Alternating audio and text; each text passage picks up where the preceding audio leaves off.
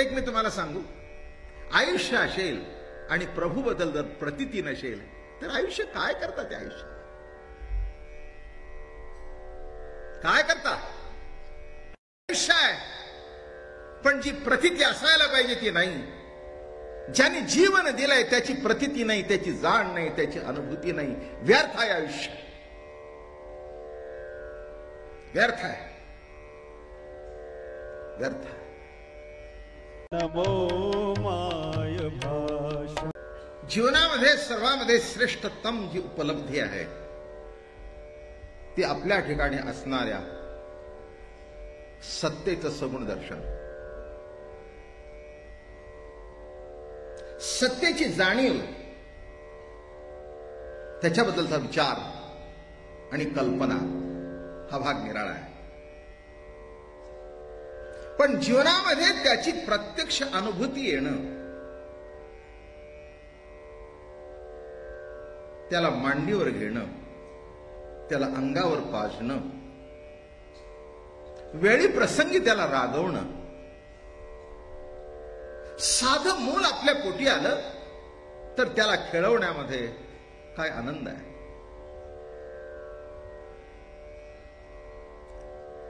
जे घर मृतप्राय असतं,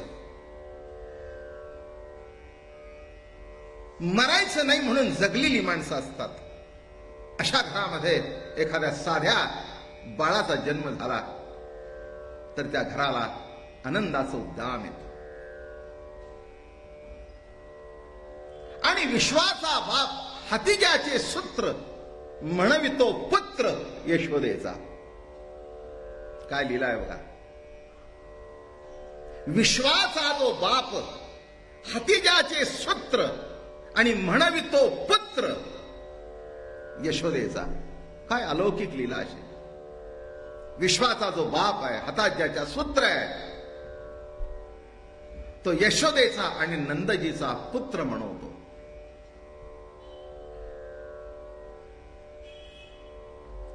साखरेचा पेढा इतका गोड लागतो. विश्वाची गोडी ज्याच्यातून निर्माण झाली ते गोड रूपाला जर हातपाय फुटले तर ते किती गोड असेल.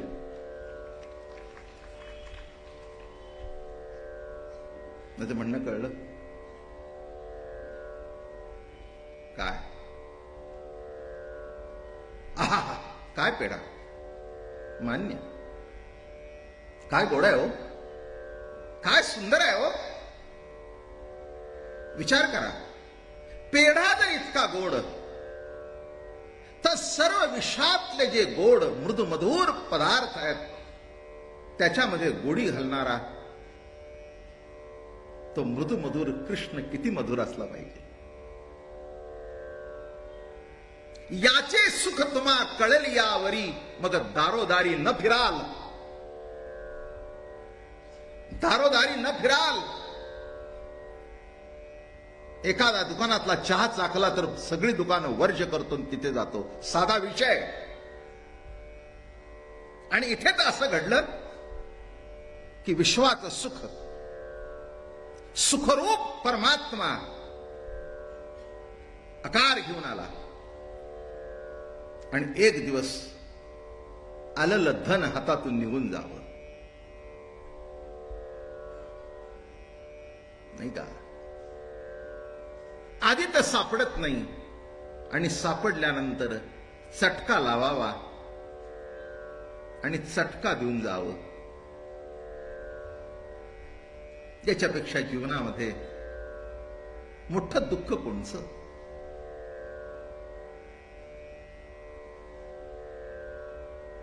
सगळ्या गावाचं लक्ष त्याच्यावर केंद्रित होतं, सर्व विश्वाचं लक्ष त्याच्यावर केंद्रित होतं. आहेच ना?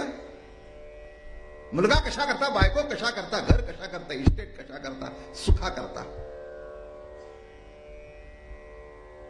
बायको करता बायको नको आहे, मुला करता मुलं नको आहेत, सुखा करता मुलगा, सुखा करता बायको, सुखा करता पैसा, सुखा करता सत्ता, सुखा करता जगणं, सुखा करता मरणं.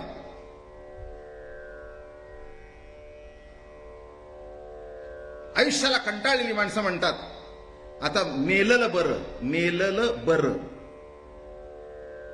बरं शब्दामध्ये सुखच दिसतं ना, नाही का? म्हणजे जीवनाच्या प्रत्येक कृतीतून माणूस सुखाचा शोध घेत असतो, पण नाही मिळत. आणि इथे तसं नाही आहे. सुखाचीच ओतली मूर्तियांची ठसावली, अविच्छिन्न भगवत बुद्धी. सुखाची ओतलेली मूर्ती म्हणजे संत आणि म्हणजेच परमात्मा. सुखाला हात पाय फुटले, काय मजा आहे, नाही का? साखरेच्या भावलीच्या पायातली चप्पल ही कातड्याची नसते, ती सुद्धा साखरेचीच असते. त्यामुळे ती जरी चाटली, काय कुठेतरी म्हणालो आम्ही काय चप्पल खातो का? अरे चप्पल नाही, ती साखरेची चप्पल आहे, चाट, ती सुद्धा तुला आनंद देऊन जाईल. कारण का? सगळं साखरेच आहे. तसं सर्व परमात्मा सुखरूप असल्या कारणाने त्याची गोडी लागली. का एक सांगतो, एक चांगल्या वस्तूची गोडी लागू तर नाही आणि लागल्यानंतर ती सुटू तर नाही. एवढ्या दोन गोष्टी लक्षात घ्या. अजून एक सांगतो, काही काही वेळेला विषयातल्या, वस्तूतल्या, माणसांतल्या चांगल्या गोष्टी आपल्याला भेटतात, पण कालांतराने त्या चांगल्या वाटत नाहीत, त्या दुःखाला कारणीभूत होतात. जिलेबी तुम्हाला आवडते, मला आवडते, सगळ्यांना आवडते. आवडते ना? आवडते. डायबिटीज झाल्यावर काय होतं?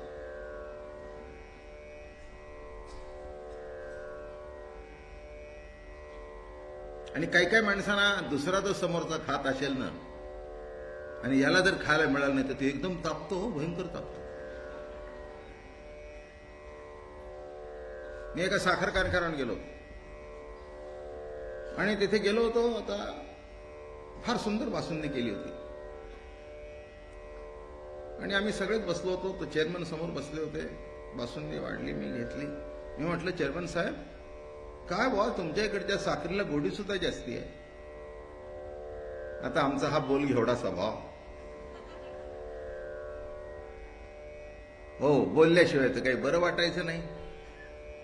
मी म्हटलं, काय हो तुमच्याकडची साखर, काय बासुंदी, आहा, काय बासुंदी, आहा.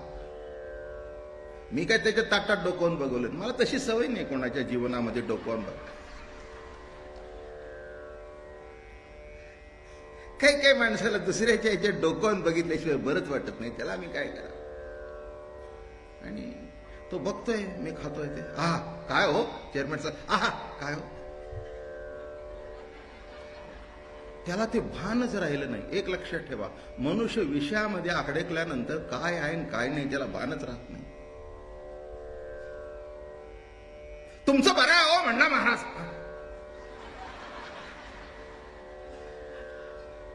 तुमचं बरं आहे हो. काय मला 400 आहे, 400. म्हटलं काय पोत्याबद्दल बोलताय का? 400 आहे, 400 कसे खाऊ? मग म्हटलं आम्हाला तरी काय केलं तो. आता पुढचं मला इथला गेलेला सुद्धा बाहेर काढावा असं वाटतं. कशा करता सांगतो, या घडलेला काही काही प्रसंग मोठे मजेशीर असतात. काय या विषयाचं कसं आहे, जो विषय, जी वस्तू, जी व्यक्ती, असं घडत नाही का जीवनामध्ये की जिला भेटण्याकरता तुम्ही आतुर असता, तिचं नाव काढलं तर तुमच्या अंगाची आग होते, होतं का नाही? आहे की नाही गंमत जीवनाची? अहो जाऊ द्या बाहेरचे. पोटी आल्याबरोबर पहिला मुलगा म्हणून ज्याच्या नावाने 11 किलो पेट वाटली, त्याचं सुद्धा नाव घ्यायला अशी परिस्थिती होते. म्हणजे काय सांगितलं, जवळचे जे आहेत ते सुद्धा लांब जातात. वस्तूचं, विषयाचा असा आहे, आज जर विषय आवडत असेल तर कालांतराने तो त्याज्य होतो. आज जी व्यक्ती आवडते ती कालांतराने त्याज्य होते. कारण ते वस्तूतून मिळणारं सुख होतं. ज्या वस्तूतून सुख मिळतं त्याच्यातूनच दुःख सुद्धा मिळतं. वस्तूतून सुख. काय म्हटलं? हे माझं घड्याळ नवीन आणलं, आटाला बांधला, आनंद झाला. उद्या इथलं कुणी आमचा प्रसाद म्हणून घेऊन गेल्यानंतर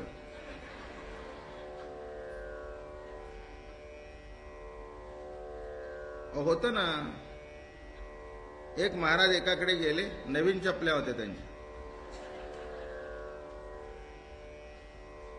नव्या कोऱ्या चपल्या होत्या. एक महात्मे घेऊन गेले. कोणीतरी बघितलं, त्यांनी महाराजांना सांगितलं, ते घेऊन गेले. महाराज म्हणले, अरे काय तू एवढा रोजचा दर्शनाला येतोस? म्हणला, महाराज तुम्ही तरी कधीतरी भेटता, तुमचा पायाचा प्रसाद काहीतरी घरीत असावा का नसावा? महाराज म्हणले, घेऊन जावं. फक्त हे जर सर्वांनी अनुकरण तुझं केलं आणि प्रत्येक जण जर म्हणाला, महाराज तुमच्या पायाचा प्रसाद, म्हणून काय, पाय घेऊन जा पण प्रसाद माझ्याजवळ राहू दे.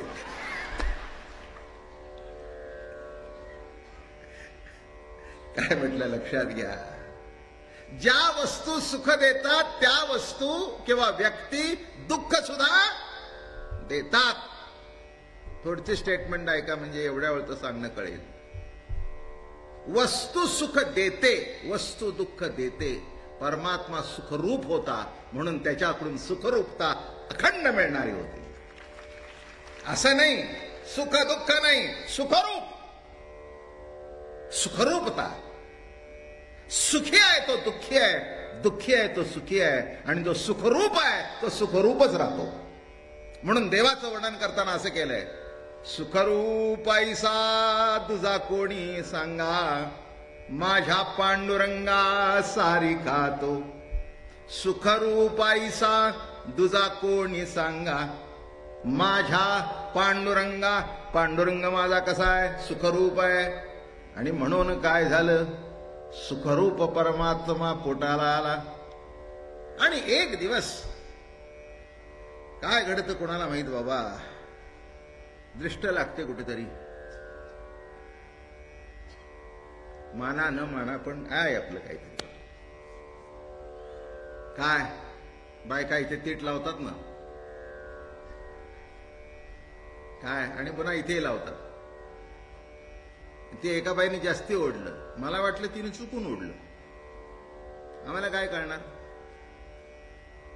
मी म्हटलं, अहो किती कालापर्यंत असू द्या म्हणले महाराज, तुम्हाला कळत नाही त्यातलं. मी म्हटलं, बाई तुझं बरोबर आहे, मी बाप आहे पण मी कुठे बाळान झालोय. तू बाई आहेस त्यामुळे तुला नक्कीच जास्ती कळणार, आईपणा तुला कळणार. अहो म्हणले, बाबा महाराज तुम्हाला कळत नाही, ते असंच जरा वेडं वाकडं करावं म्हणजे दृष्ट लागत नाही. बोलणं कळलं का? इथे आमच्याकडे सुद्धा आम्ही म्हणतो, पंढरीच्या राया तुला दृष्ट लागते. खरंच आहे. नामदेवराय सुद्धा एका ठिकाणी म्हणाले, नामा म्हणे उपमा काय द्यावी, माझ्या विठोबाची आलावला घ्यावी. नामा म्हणे उपमा काय द्यावी, आणि माझ्या विठोबाची आलावला घ्यावी. मग तू अवघाची सुखरूप होसी, जन्मजन्मीचे दुःख विसरसी. मग तू, किती गोड लिहितात. नामा म्हणे उपमा काय द्यावी, माझ्या विठोबाची आलावला घ्यावी. असा हा परमात्मा. सगळ्या गोपिकांनी देवाजवळ प्रार्थना करावी, हे जगनियंत्या सर्वांना घेऊन जा पण कृष्णाला वाचव. एक मी तुम्हाला सांगू, आयुष्य असेल आणि प्रभूबद्दल जर प्रतिती नसेल तर आयुष्य काय करता? ते आयुष्य काय करता? आयुष्य आहे पण जी प्रतिती असायला पाहिजे ती नाही. ज्याने जीवन दिलंय त्याची प्रतीती नाही, त्याची जाण नाही, त्याची अनुभूती नाही. व्यर्थ आहे आयुष्य, व्यर्थ आहे, व्यर्थ आहे. जेणे हा जीव दिला दान असं ज्याचं वर्णन करावं, शेवटचा श्वास जायची वेळ आली तरी प्रतीती नाही, काय म्हणावं? कोणी म्हणतील आमचं त्याच्या वाचून नडलेलं नाही. बरोबर आहे, मान्य आहे. हे नडलंय त्यांच्याकरताच आहे, किंबहुना ज्यांना भूक लागली आहे त्यांच्याकरताच हॉटेल आहे. पण असं कधी घडलंय का भूक लागलीच नाही? लक्षात ठेवा, एक जीवनामध्ये काळ असा येईल, पण असा आहे ती वेळ येईल तेव्हा आलेली वेळ निघून गेलेली असेल. हो, वृंदावनामध्ये गोकुळामध्ये कृष्ण होता तिथपर्यंत काही काही लोकांना कळला नाही. पण वृंदावनातून जेव्हा मथुरेत गेला तेव्हा कळलं की याच्या संगाचं सुख काय होतं. तसं विषय तर सगळेच भोगतात, पण भक्ती प्रेमातला जो आनंद आहे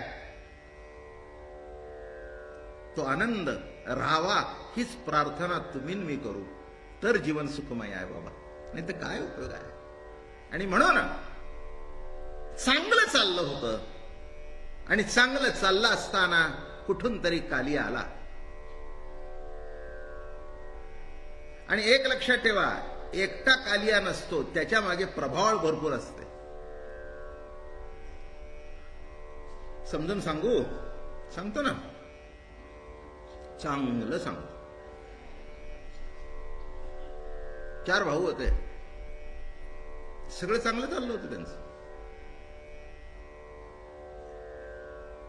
एक दिवस सगळे बसले होते, अशी सुट्टी होती, सगळे बसले होते. त्यातला एक म्हणाला, मला एक आपल्याला सगळ्यांना बोलावं असं वाटतंय. आता प्रत्येकाचे संसार वाढलेले आहेत, मुलं बाळ सुद्धा वाढलेली आहेत, तेव्हा मला असं वाटतं प्रत्येकाने आपापली स्वतंत्र व्यवस्था करून राहावं.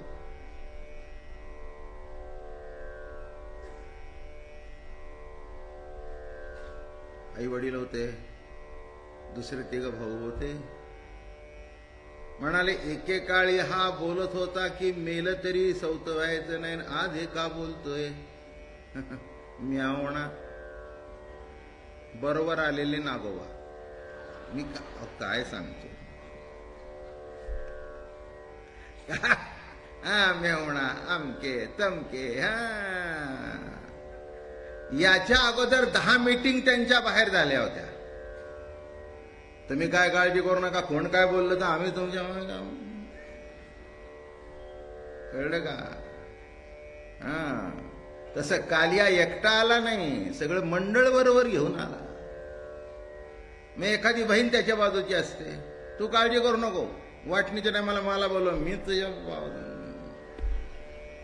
मला तरी काय दिलंय म्हणून.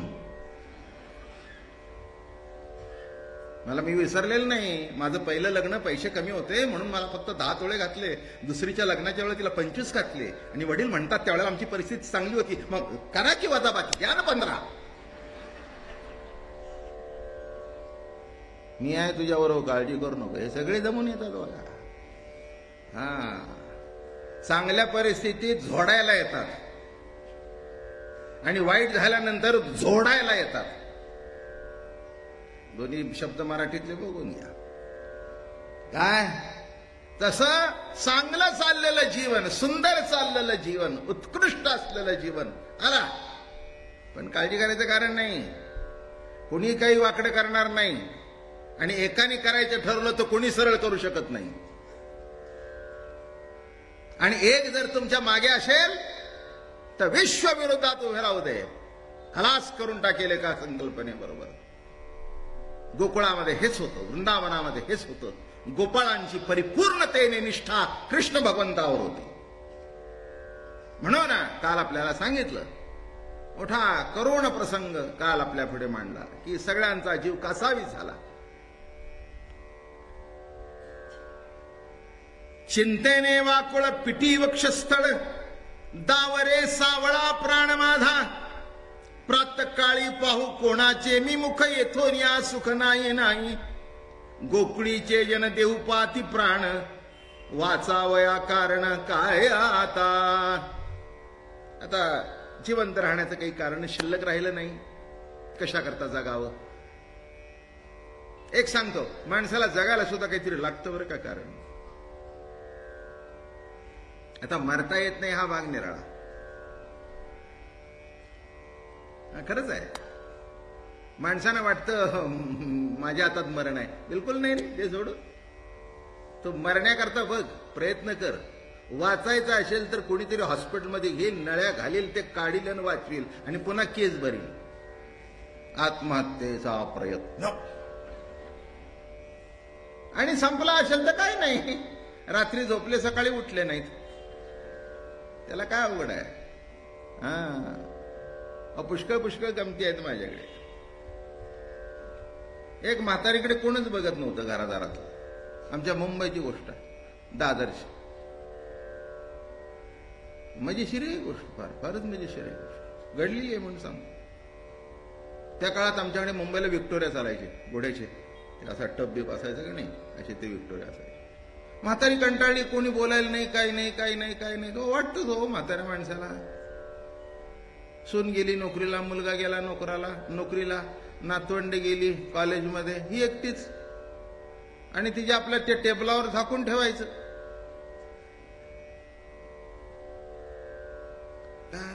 आणि पुन्हा जास्ती खाऊ नको म्हणून कमी ठेवायचं, कारण जास्ती खाल्ल्यानंतर तब्येत बिघडते. पुन्हा काय व्हायला लागलं तर काढायचं कुणी, म्हणून कमी घालायचं. जेव्हा ही तरुण मुलं आईबापांना केव्हा म्हणतात कमी खा, याचा अर्थ प्रवचनाला कशाला जाता, पडला पिडला म्हणजे आमच्या जीवन, म्हणजे यानात ये मृत्यूलोकीचे उफराटे, असं मस्त लिहितात ज्ञानोबा राया. ये मृत्यूलोकीचे उफराटे येथ तरी अर्जुना जन्मला असे तू, झडझडोनी वहिलानी ये भक्तीचे वाटे लाग, जेणे पावसी अव्यंग निज धाम माझे, अव्यंग निज धाम माझं पावशी. असो, आता नाही सांगत, चला राहून जातो. गोकुळीचे दन देऊ पाती प्राण, वाचावया कारण काय आता. अभय देत असे बळीभद्र सर्वासी. बळीरामजी सांगू लागले काळजी करू नका. तयाचे मस्तक इथे काय झालं, हा खाली गेला. गेल्याबरोबर मोठी गंमत झाली बर का. गेल्यावर असं निजला होता, एक लात मारली त्याला, दामकन लात मार. त्याला असं वाटलं सगळे विश्वाचे पाय या जोरात धक्क्यात होते. एकदम असा धक्का बसल्याबरोबर एकदम सावध झालं. इकडे तिकडे बघतोय तर हे बालमूर्ती एवढी उभी. बालमूर्ती खरी पण धक्का मोठा. अणुबॉम्ब खरा पण लाख माणसं मारतो. अणू म्हणजे कळलं का, अणू परमाणू. पण अणू जर विघटन केलं तर त्याच्यामध्ये एवढी ताकद असते की विश्वाला राखरांगोळी करायची ताकद असते. हा विज्ञानाचा सिद्धांत आहे. एवढंच लहान बाळ, आणि त्यांनी बघितलं लांबून, असा फणा उगरला, दसरी लात मारली. त्याला कळलं की लात काही साधी नाही, तरी पण अहंकार होता. कसं लिहितात बघा. तेव्हा तयाची आस्था त्रैलोक्याचा भार. आणि मग असं मधलं सांगतो इथे जे नाही ते, असं त्याला वेटाळला. शाप श्वासा फिरवला फिरवला फिरवला इथपर्यंत आणला बरे का. तेवढं करून गेले कृष्णाने. ते तुम्ही टीव्हीवर मॅचेस बघता की नाही, ते काहीतरी चॅनल लागतं ना ते कुस्तीचं. पहिल्यांदा एक मार खातं, पुन्हा ते मार खातं, पुन्हा हे खातं, पुन्हा ते खातं.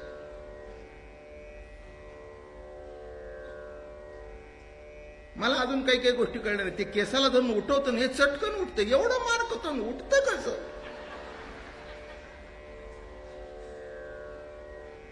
लबाडांचा बाजार सगळा.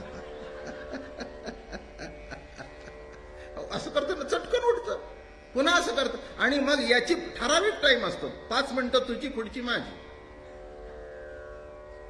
पब्लिक करते हे हे येडे टाळे वाजत. काय करावं? यांना अशी समोर दिसणारी कुस्ती कळत नाही, तर आयुष्याची जी एवढी कुस्ती आहे ती कशी कळावी यांना? कशी कळावी? अवघड आहे मोठं. आणि याने असं फिरवून दिलं आणि तो आवळू लागला. आवळू लागल्याबरोबर हा जरा थांबला. थांबल्याबरोबर तुम्हाला सांगू तो आवळतोय आवळतोय आवळतोय, थांबला. आणि मग जेव्हा फुगायला लागला, आणि फुगायला लागल्यावर सगळं तुटू लागलं, कासावी झाला, तोंडातून असं रक्त वाहू लागलं. तापला फार. आतापर्यंत त्याला चॅलेंज करणारा कोणी नव्हता. असंच असतं, कोणी मेजास मारू नये, आमच्या पुढे कोणी नाही, दे सोडून रे, कशाला मेजास मारतो, पैशाला पासरी पडले, योग चांगला आहे तुझा म्हणून म्हण. एखादा कुस्ती असं म्हणला मी हरलो नाही, उद्या हरशील. काय हरला नाहीस हे कर्तृत्व नाही, हरला नाहीस हे देवाची कृपा आहे. मिजास मारू नकोस कधी. म्हणून कधी कोणी मिजास मारू नाही आहे बरं का. आता या बाबा महाराजाचा आवाज चांगला चालला, अहो चालला ही देवाची कृपा आहे ना. नाही तर काय करणार आहे? नाही चाललं तर काय करणार आहे? काय माझ्या हातात आहे? बिलकुल नाही. मला माहिती आहे, मी पूर्वी जेव्हा दिंडीच्या रस्त्याने चालायचो, 1 वर्ष माझा इतका आवाज बसला, असंच बोलत होतो मी. मला एक शब्द माझ्या मुखातून बाहेर पडेना, तरी पण म्हटलं एकादशीचं कीर्तन करायचं. आणि गळ्यामध्ये विणा घेतला आणि केलं, थोडासा आवाज लागला, अर्धा तास कीर्तन झालं. कोणाची कृपा? कुणी मिजास मारू नये. जगतामध्ये अंबीरराव गंभीरराव सगळे गेले बरं का. जिथपर्यंत देवाची तुमच्यावर कृपा आहे तेवढं सगळं नीट चालतं, नाही तर कुठच्या कुठे फेकून देतो देव. तसं या कालियाला वाटलं मी म्हणजे काय, भल्या भल्याला आतापर्यंत संपवलंय. अरे भल्याला संपवशील, त्याला वाटलं हे तर पोर आहे. जरा निराळा दृष्टिकोन सांगतो. एक मनुष्य 6.5 फूट उंच, असा आगळा दगडा. आता त्याच्या इंद्रियाच्या मानाने हार्ट किती? एवढं.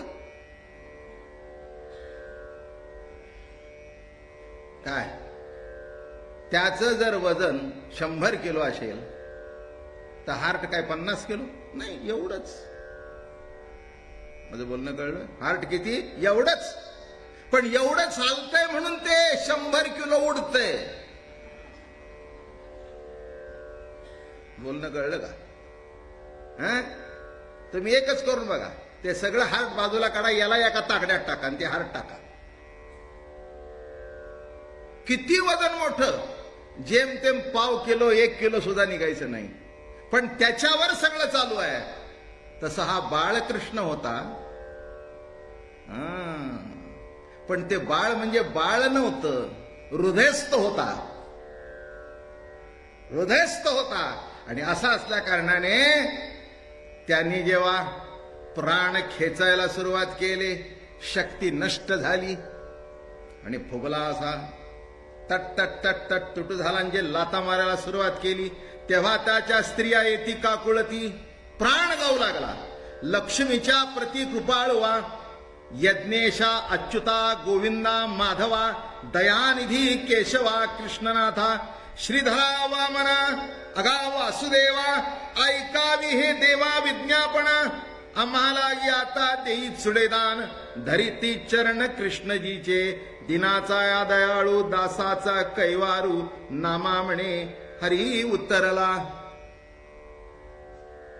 त्या स्त्रियांनी प्रार्थना केली, आमचे चुड्याचं दान दे, आमच्या कुकवांचं दान दे. करुणा आली, मुलंबाळ सगळी आली, प्रार्थना करायला लागली. तो चुकलेला आहे पण देवा तू करुणा करस. मग बोलू लागले, राहू नका येथे जावे समुद्रासी, सांगे ऋषिकेशी सकळासी. आणि मग काय केलं, असा त्याला धरला. इकडे यमुनेच्या काठी अकांत, त्यांना आतमध्ये गेलेला वरच येईना. यमुनेत वर तरी आला.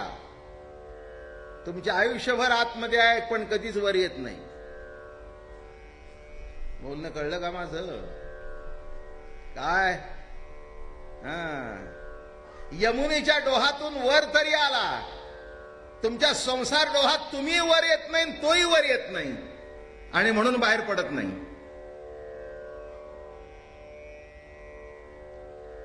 सगळेजण थकून गेले. यशोदा रडते, सगळे रडते, सगळ्या रडतायत. ही गंमत होती त्यावेळेला. जाऊ द्या, ते काही सांगत नाही मी. सगळेजण पुढे सरकतायत, मी जेऊ देऊ का, मी देऊ का, पण कोणी खाली उतरेना. कळलं का? सगळेजण एकमेकाला ओढतात, नको रे विषाचं पाणी, तो गेलाय म्हणून रडतात. आणि इथे म्हणतात तुझ्याकरता जीव देईन. कोणी कोणाकरता जीव देत नसतं. ज्या दिवशी ठरलेला आहे त्या दिवशीच जाईल. म्हणून कोणाकरता उगीच जीव द्यायचा प्रयत्न काही करू नका, कारण तो जाणार नाही आणि पुन्हा तुम्ही तुरुंगात जाऊन बसाल. कारण नसताना एक लक्षात घ्या, जो तुमचा आहे तो देण्याचा तुम्हाला अधिकार आहे. जीव प्रभूने दान दिलेला आहे. तो जायच्या दिवशी किती जणी सर्वांनी म्हटलं राहायला पाहिजे तरी राहणार नाही. ही जीवनाची वस्तुस्थिती आहे, सत्य आहे. एवढं लक्षात ठेवा म्हणजे पुष्कळ झालं. म्हणून तिथे काही चुकलं असं काही. यशोदा निघाले, नंद निघाले, सगळे ओरडतायत, अहो नका, अहो नका. बळीरामजी म्हणाले, बळीरामाने बळ दिलं. बलरामाने बळ दिलं. सगळ्या नावाराला रडू नका म्हणाले. इतक्या दिवस तुमच्या गावात राहून तुम्ही त्याला ओळखला नाही. ओळखिला हरी धन्य तोची संसारी, त्याची सरली एरधार, झाला सुफळ व्यापार. काय म्हणतायत? धन्य तोची संसारी. ज्याने हरी ओळखला तो धन्य, त्याचा संसार सुफळ. आणि म्हणून कसं म्हणतायत, आलेवर असं शेपूट धरलं आणि त्या नागाच्या फण्यावर असे वर आले. असे सगळेजण बघत होते. बघता बघता एवढं मोराचं पीस दिसलं. हळूहळू मुकुट हळूहळू हळू वर करता करता करता करता जेव्हा तो कृष्ण बघितला, सगळ्यांनी जयघोष केला, बोलो बन्सी बिहारी लाल की. आनंद झाला जिकडे तिकडे. काय असा नाचू लागला, थय थय थय थय ते शेपूट धरून आणि बासरी वाजवतोय. सगळ्यांना वाटलं हे काय आपण बघतोय, काय बघत नाही. प्रत्यक्ष परब्रह्माचं दर्शन आहे. काय बघतोय हे कळत नाही, पण जे बघताय ते न बघितलेलं बघताय. आणि सगळ्या जणांनी प्रार्थना केली, नाचू लागले, थय थय थय. जिकडे तिकडे आनंदी आनंद झाला. बरं का? हो, आपल्याला सांगितलं तो का तिथे येऊन राहिला होता. तर गरुड तिथे येऊन, गरुडाचं खाद्य सापच ना. काय गंमत आहे ना हो. देव पाठीवर बसून याची हत्या करण्याची प्रवृत्ती जात नाही. तुमची कशी जायची? किती अवघड आहे. गणित कोष्टक बघा कसं आहे ते. काय देव पाठीवर बसायचं ना, खाली खाली बघायचं. देव म्हणायचे गरुडा खाली काय बघतोय? नाही म्हणला, मोठा साप आहे, मोठा साप आहे. पुष्कळ तऱ्हेने याचं सांगता येतं. देवाचं जे वाहन असतं त्यांनी लक्ष ठेवूनच देवाला पाठीवर घ्यायचा असतो, की आलेले साप त्यांनी खाऊनच टाकायचे असतात. कळलं का? हा सरळ अर्थ. देव पाठीवर घेऊन फिरणं इतकं सोपं नाही आहे. तो मर्यायचा देवारा नव.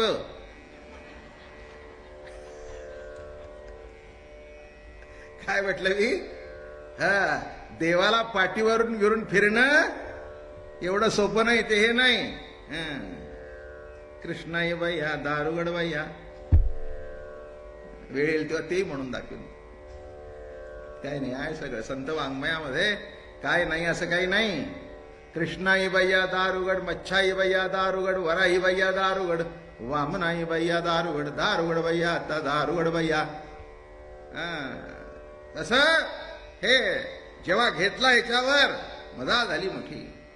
आणि जेव्हा नाचू लागले थाय थाय थाय थाय थाय थाय थाय थाय नाचू लागले, तो काकुळती आला. त्याला सांगितले तुम सोडून जा. ते म्हणले मी सोडून गेला तर गरुड मला मारील, त्यापेक्षा तूच मार.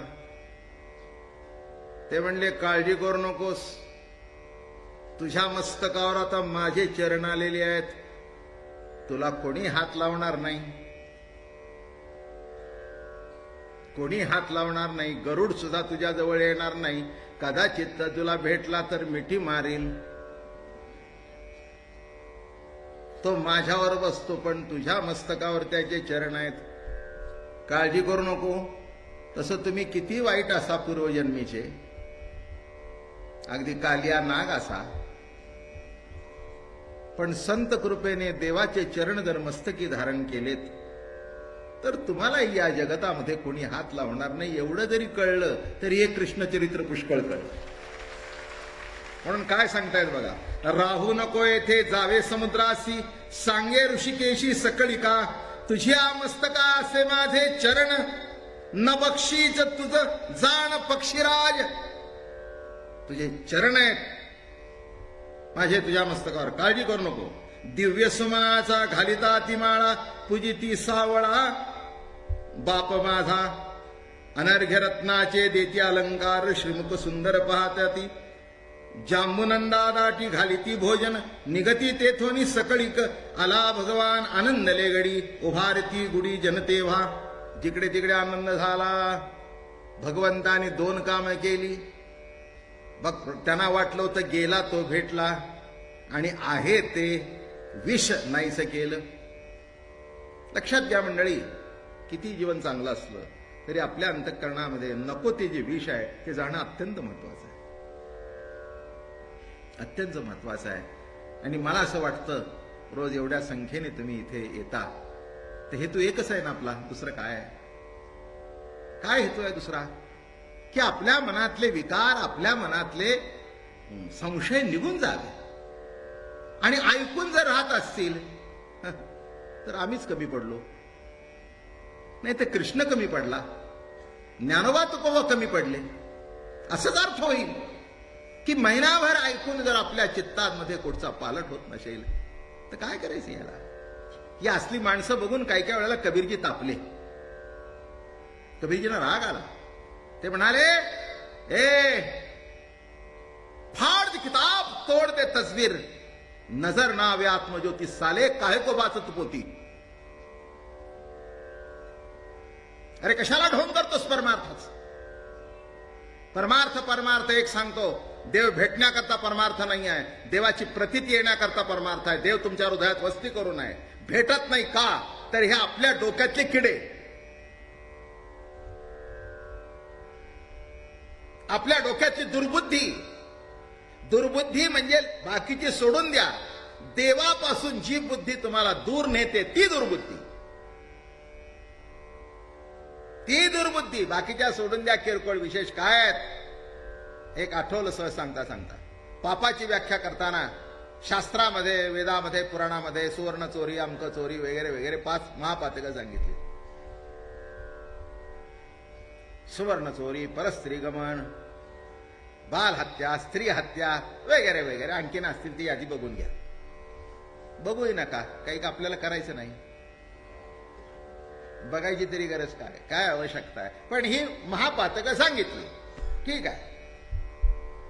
भगवंताला विचारलं, प्रभू या जगात महापातक कोणचं? बघा ऐका होईल.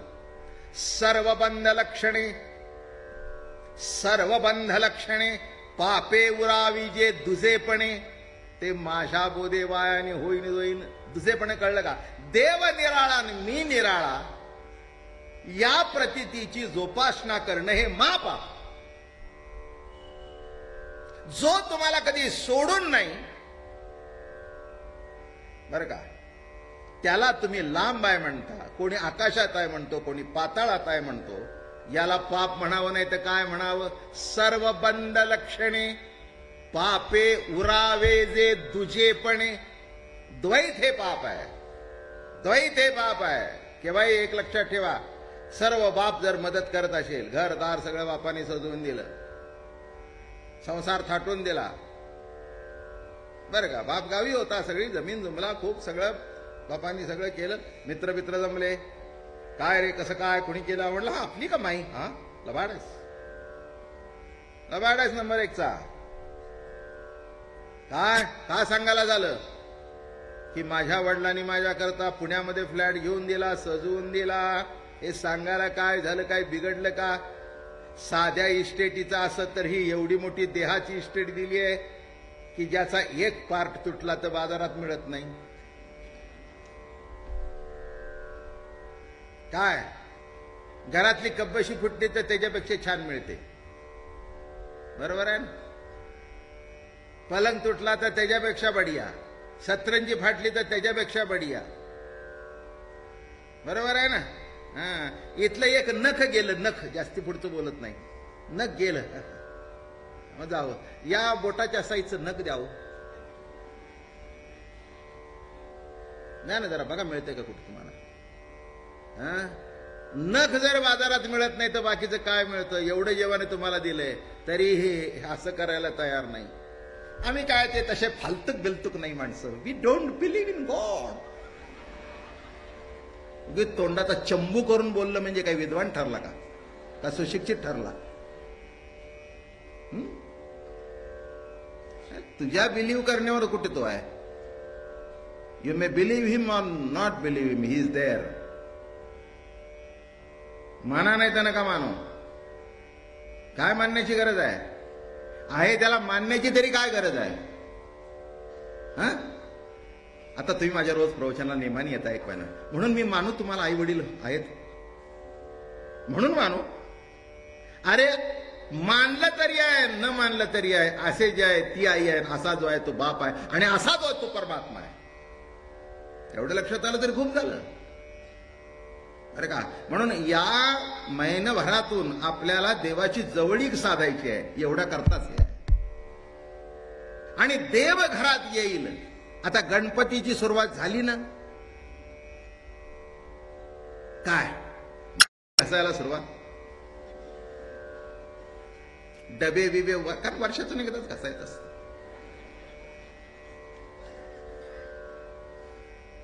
तर तुमचं काही चुकलं नाही हो, वेळ तरी कुठे असतो तुम्हाला एवढं सगळं करायला? अरे का घाई घाई घाई मध्ये असा कचरा नसता कोपऱ्यातच लावायचा. हे वरचे कचरे त्रास देत नसतात, हे कोपऱ्यातले जे कचरे असतात ना, समजलं माझं मराठी? सासू सुना भांडताना वरून वरून भांडतात, पण जो कोपऱ्यातला कचरा असतो ना तो असा तसा निघत नाही, सणावाराला निघतो. माझं बोलणं कळलं का? सणावाराला निघतो तो झाकून ठेवलेला कोपऱ्यातला कचरा असतो. बाहेर निघताना सासू म्हणाली, अगं काहीतरी 2 दागिने अंगावर चांगले घाल, आपले असतील ते घालावे.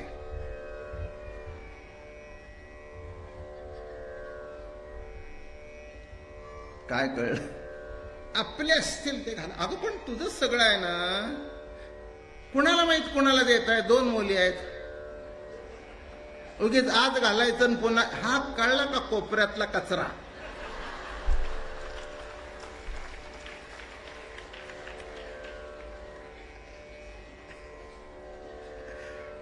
आणि हे कोपऱ्यातले जे कचरे आहेत ना ते सणावाराच्या अगोदर साफ करून घ्यायचे असतात. म्हणजे आता आलेत गणपती, मग घराला रंगरंगोटी वगैरे डिझाईन बिझाईन महिरप बिरक बिरक अमक तमक. मग दादाला निरोप पाठवला, धाकट्याला निरोप पाठवला, 11 वाजताचा मुहूर्त आहे, गणपती आणायला या. काय उपाधी आहे होई? तुम्ही म्हणाल काय सांगतो ती गंमत? लक्षात घ्या, इस्टेटीची वाटणी बरोबरची, पण देव थोरल्याच्या वाटणीला अवघड आहे हो. देव कोणाचा? बघा अगदी हंडा सुद्धा कापून घेते. हंडा म्हणून काही काही लोकांचं नाव हांडे आहे. रागवायचं नाही बरं का माझ्यावर, रागू बिगू नका कोणी माझ्यावर. पण मला असं वाटतं वाटणीच्या वेळेला त्यांनी हांडे वाटून घेतले असतील. विनोदाचा भाग सोडून द्या का, हंडा सोडला नाही, घागर सोडली नाही. आणि शेवटी प्रश्न आला, अरे म्हणाले सगळी वाटणी बरोबर झाली, पण आता देवांचं काय करायचं.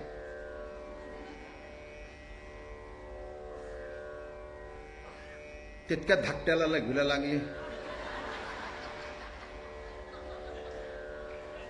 कारण त्यांचे वकील आतमध्ये होते.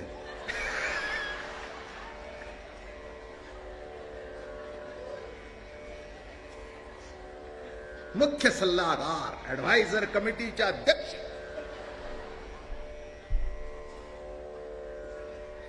आतमध्ये गेले. बायकोन ही किटकिट, तुमच्या बापाने खंडीवर देव मग कोण त्याला पाणी घालायचं. काय माणसं हसतायत. मला नाही वाटलं एवढ्या मंडपात एवढी अनुभवी माणसं असतील.